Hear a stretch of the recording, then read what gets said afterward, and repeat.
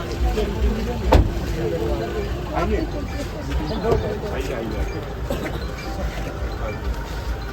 आइए आइए यहाँ तो आइए साथी में आए चलो बढ़िया सब। अरे आइए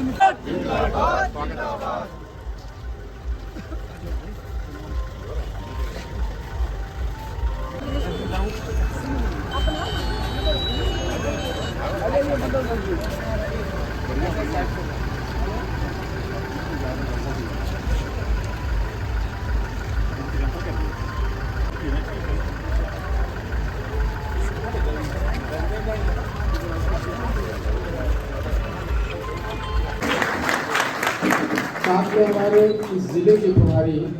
बिहार के पूर्व डिप्टी सीएम तारकिशोर जी आज विराजमान हैं।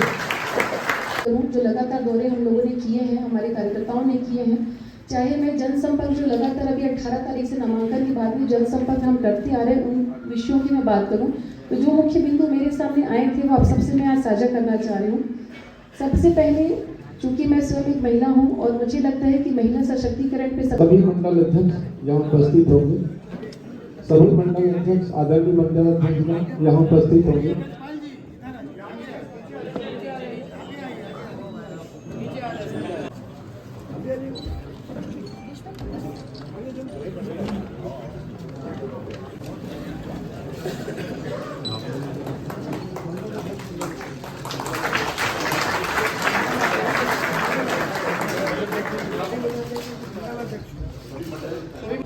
सेवा संकल्प पत्र आज आपने जारी किया, क्या क्या प्रमुख बातें हैं? जी, चूँकि आप सब जानते हैं भारतीय जनता पार्टी जो विश्व की सबसे बड़ी राजनीतिक संगठन है और जिसका उद्देश्य ही जनता के बीच में पहुँच करके उनकी सेवा करना है, तो उसी प्रकल्प पर पंडरिया विधानसभा के लिए कुछ मैंने कोशिश की है, कुछ पहल की है कि एक जनप्रतिनिधि के रूप में, एक विधायक के रूप में क्या भूमिका होनी चाहिए अपने विधानसभा में, उसी के लिए कुछ प्रयास किए गए हैं जो आने वाले समय में जिसका संकल्प हम लेने वाले हैं कि ये हमें करना है। तो जो उसके मुख्य बिंदु हैं मैं वो आपसे ज़रूर एक बार साझा करना चाहूँगी। तो सबसे मुख्य विषय है कि विधायक कार्यालय की स्थापना करना। आप सब जान रहे हैं पिछले 5 साल में जो कांग्रेस की विधायिका थी उनका आज तक कहीं पे कार्यालय नहीं खुला है। लोग लगातार 5 साल भटके हैं कि विधायक से कहाँ मिलना है, कैसे अपनी परेशानी उनको बताएं। तो उसी प्रकल्प पे हमने ये तय किया है सबके साथ चर्चा विमर्श कर कि हर मंडलों में 7 मंडल में एक विधायक कार्यालय खोला जाएगा और उस क्षेत्र के, उस मंडल के जो निवासरत मेरे भाई बहन जो जनता है, अगर उनको कोई परेशानी है जो वहाँ से दूर हो सकती है तो निश्चित ही वो उनके लिए उपयोगी रहेगा। दूसरा जो प्रमुखता से मैंने बात की है स्वयं सहायता समूह की बहनों के लिए जो ट्रेनिंग सेंटर की उनकी मीटिंग की व्यवस्था की बात करूं, क्योंकि महिला सशक्तिकरण हमेशा से भारतीय जनता पार्टी इस पर जोर देती आई है और पंडरिया विधानसभा में क्योंकि स्वयं सहायता समूह की संख्या काफ़ी ज़्यादा है और मितानिनों के लिए एक मीटिंग हॉल की व्यवस्था हर मंडल में और ब्लॉक वाइज उसमें करने की व्यवस्था है। तीसरा जो मुख्य विषय है वो एजुकेशन और हेल्थ सेक्टर को लेके है, चूँकि राजधानी रायपुर से पंडरिया की दूरी काफ़ी ज़्यादा है और यहाँ से जो सामान्य वर्ग के जो लोग अगर इलाज के लिए या फिर बच्चों को पढ़ाई के लिए अगर हॉस्टल की व्यवस्था है तो उस पर बहुत ज़्यादा उनके पैसे जो खर्च होते हैं, तो उसके लिए ये प्राथमिकता रखी गई कि पंडरिया विधानसभा के नाम से राजधानी में उनकी व्यवस्था की जाए, जहाँ पर जो हॉस्टल के मेरे बच्चे या बच्चियाँ हैं। और दूसरा जो अगर मरीज कोई जा रहे हैं तो उनके रुकने की व्यवस्था भी वहाँ में प्रमुखता से की जाए। कुछ लोकल इशूज़ हैं जैसे सुतियापाट नहर विस्तारीकरण आप सब अवगत है जो लगातार पिछले 5 साल से पेंडिंग है, जिससे लगातार 45 गाँव प्रभावित हैं,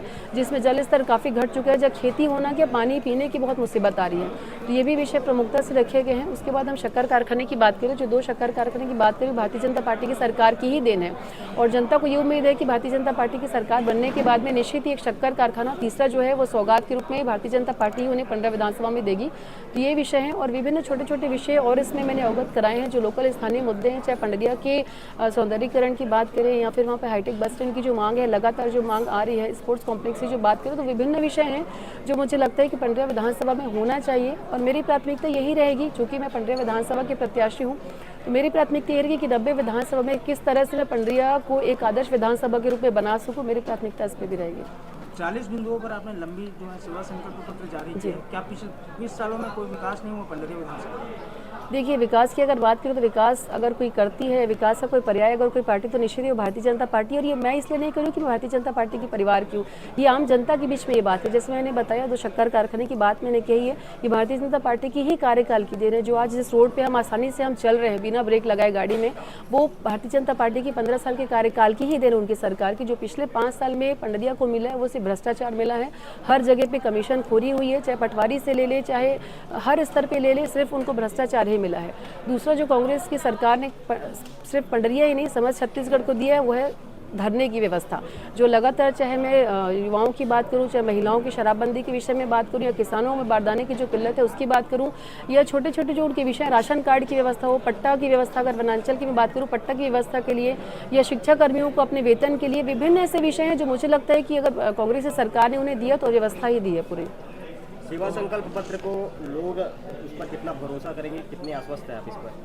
जी, मुझे बिल्कुल, मैं उस पर मुझे भरोसा है कि जनता मेरी बात को सुनेगी, उस पर भरोसा करेगी, क्योंकि ये काम मैंने करके दिखाया है। लगातार मैं 2014 से मैं सक्रिय राजनीति में हूँ, साथ साथ मैंने जो सेवा का काम किया जिला पंचायत सदस्य के रूप में, तो मैंने ये काम करके दिखाया है उनको। और निश्चित ही जिस तरीके से उनका समर्थन मुझे मिल रहा है, तो मुझे पूरा भरोसा है कि जनता मेरी बातों पर विश्वास कर रही है और मेरे साथ है। गोवर्धन में भाजपा जो है हिंदुत्व मुद्दे पर चुनाव लड़ रही है, पंडरिया में इसका कितना असर है? देखिए, भाजपा कभी धर्म की राजनीति नहीं करती है। हम लोगों की जो आवाज़ है निश्चित ही उसको ज़रूर उठाते हैं, और आगे भी हमारा यही संकल्प रहेगा कि हम सत्ता में आने के बाद भी जैसे हमेशा लोगों के साथ में उनकी भलाई के लिए काम किया, तो आगे भी वही